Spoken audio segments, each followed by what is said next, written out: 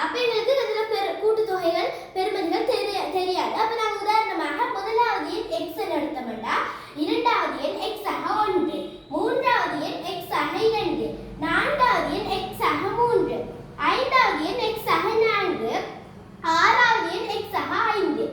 இப்ப நீங்க சொல்றீங்க இங்க தரப்பட்டிருக்கு அந்த 6 முகங்களோட கூட்டுத்தொகையும் 81 தரப்பட்டிருக்கு. இப்ப நாங்க இந்த எத்தனை எண்கள் பார்க்கணும். இப்ப 1 2 3 3 3 6 6 4 10 10 5 15. அப்ப நாங்க 81ல இருந்து 15 கழிக்கணும். இங்க 1ல இருந்து 5 போக ஒரு கடன் வாங்கினோம்னா 11, 11ல 5 போனா 6, இங்க 7, 7ல இருந்து 1 போனா 6, 66. இப்ப மொத்தமா எத்தனை x இருக்குன்னு பார்க்கணும்.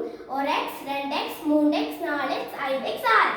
அப்ப 6x பெருமானம் 66 கண்டா ஒரு x பெருமானத்தை பார்க்கணும். ஒரு x பெருமானத்தை பார்க்கிறதுக்கு 66 6ஆல பிரிக்கணும். அப்ப 6ல எத்தனை 6 1, ஓர் 6 6. இந்த 6ல எத்தனை 6 1, ஓர் 6 6, 6ல 4 போனா போச்சு. இப்ப நாங்க கண்டுட்டோம் x ல பெருமானம் 11 கண்டுட்டோம்.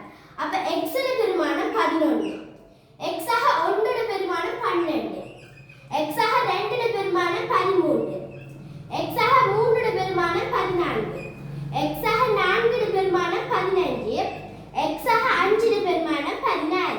அப்ப இங்க கேட்டிருக்காங்க 6 இலக்கங்களையும் எழுதுகட்டா 11 12 13 14 15 16.